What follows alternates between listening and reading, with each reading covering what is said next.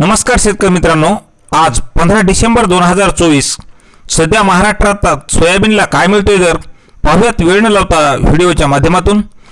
पहिली बाजार समिती आहे धुळे, आवक आलेली आहे 49 क्विंटलची।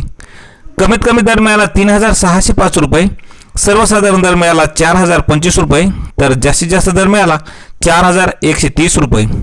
पुढील बाजार समिती आहे अमरावती, आवक आलेली आहे 5190 क्विंटलची। कमीत कमी दर मिळाला 3950 रुपये, सर्वसाधारण दर मिळाला 4025 रुपये, तर जास्तीत जास्त दर मिळाला 4100 रुपये।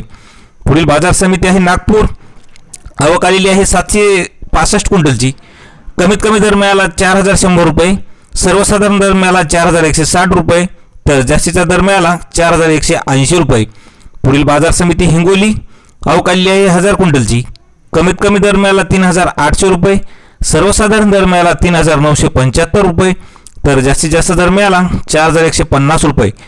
आणि शेवटची बाजार समिती ताडकळस, आवक आलेली आहे 228 क्विंटलची।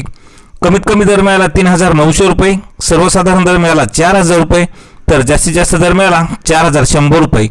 तर शेतकरी मित्रांनो, असेच दररोजचे शेतमाल बाजारभाव पाहण्यासाठी चॅनलला सबस्क्राईब करा। धन्यवाद।